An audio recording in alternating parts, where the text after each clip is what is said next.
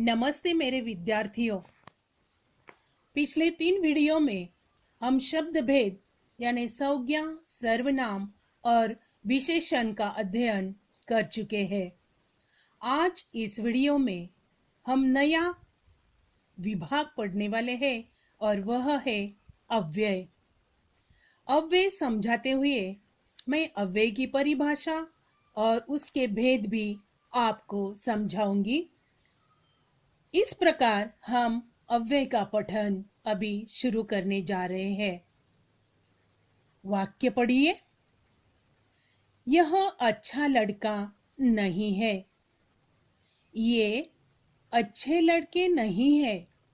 बच्चों, यहाँ पहले वाक्य के सभी शब्द दूसरे वाक्य में बदल गए हैं। केवल नहीं शब्द अपरिवर्तित है। संज्ञा, सर्वनाम, विशेषण तथा क्रिया में लिंग, वचन, कारक आदि के अनुसार विकार या परिवर्तन होता है। यहाँ विकार का अर्थ है परिवर्तन होना, अतः ये विकारी शब्द है। जिनका परिवर्तन होता है उन्हें विकारी शब्द कहा गया है। परंतु इन 2 वाक्यों में नहीं जैसे कुछ शब्दों में विकार यानी परिवर्तन नहीं होता, इसे अविकारी शब्द माना जाता है। ये अविकारी शब्द है। विकारी और अविकारी इन्हें अव्यय भी कहते हैं। अव्यय का अर्थ है जिनमें व्यय अर्थात परिवर्तन न हो। तो मैंने आपको अव्यय की परिभाषा समझाई। आगे देखिए। निम्नलिखित वाक्य पढ़िए और रेखांकित शब्दों पर कृपया अपना ध्यान दीजिए। रेमान ने गाय को मारा क्योंकि उसने दूध नहीं दिया था। दूसरा वाक्य है रमजानी चुपचाप खड़ी देख रही थी। तीसरा वाक्य है करामत गाय को लेकर गौशाला की ओर चल पड़ा। चौथा वाक्य अरे लक्ष्मी, चल गौशाला पास ही है। बच्चों, इन चारों वाक्यों में जो अधोरेखांकित शब्द है जैसे क्योंकि, चुपचाप, की, और अरे, ये शब्द अव्यय है। तो अव्यय शब्द जो अधोरेखांकित है इनका हमने अध्ययन किया। इसके बाद हम पढ़ने वाले हैं अव्यय के भेद। बच्चों, अव्यय के 4 भेद है। पहला भेद है क्रिया विशेषण अव्यय, जिसकी परिभाषा है जो अव्यय क्रियाओं की विशेषता बताते हैं उन्हें क्रिया विशेषण अव्यय कहते हैं।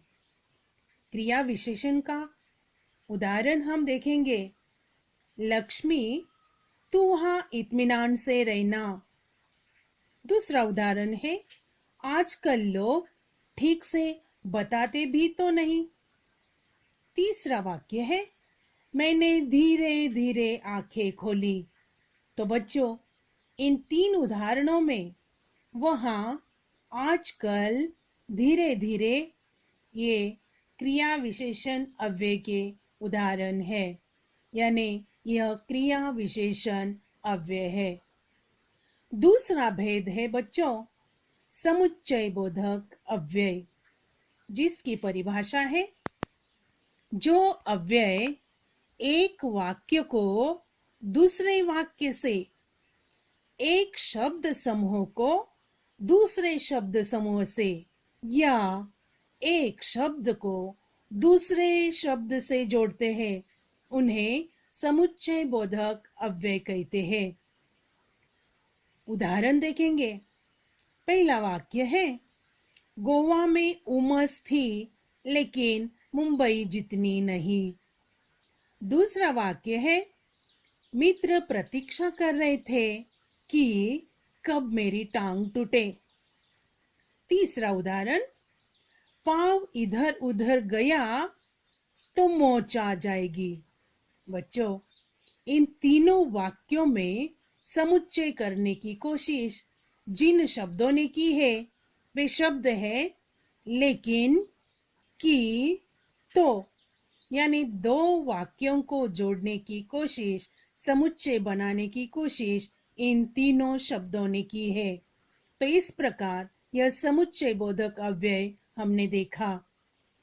तीसरा भेद है संबंध बोधक अव्यय, जिसकी परिभाषा है जो अव्यय संज्ञा या सर्वनाम के बाद आकर उस संज्ञा या सर्वनाम का संबंध वाक्य के दूसरे शब्दों के साथ जोड़ते हैं, उन्हें संबंध बोधक अव्यय कहते हैं। उदाहरण देखेंगे। पहला उदाहरण है, पणजी मांडवी नदी के किनारे स्थित है। मैं अपने परिवार के साथ इंदौर से गोवा पहुंचा। तीसरा उदाहरण, हमारे घर के पीछे नदी बहती है। इन तीनों उदाहरणों में अधोरेखांकित शब्द है के किनारे, के साथ, के पीछे। ये संबंध बोधक अव्यय के उदाहरण है। यानी ये तीनों शब्द, तीनों वाक्यों के तीनों शब्द यह संबंध बोधक अव्यय है। अव्यय का चौथा प्रकार है बच्चों, विस्मयादि बोधक अव्यय, जिसकी परिभाषा है जिन अव्ययों का संबंध वाक्य के किसी पद से नहीं होता, बल्कि जो अव्यय केवल वक्ता के आनंद, हर्ष, भय, शोक, तिरस्कार, घृणा आदि भाव सूचित करते हैं, उन्हें विस्मयादि बोधक अव्यय कहते हैं।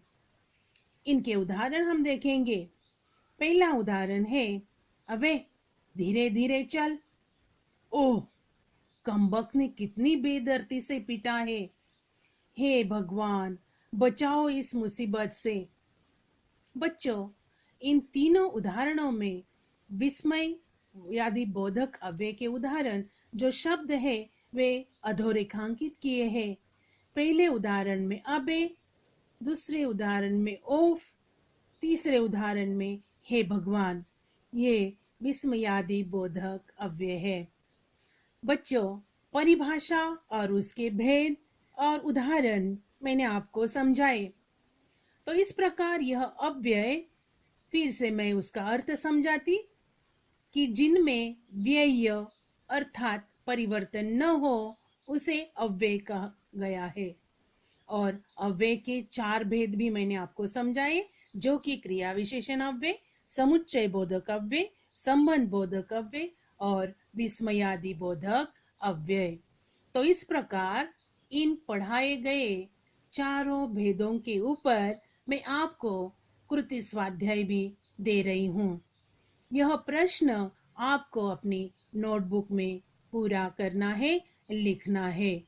तो इस प्रकार यह अव्यय का विभाग मैं समाप्त कर रही हूँ। धन्यवाद।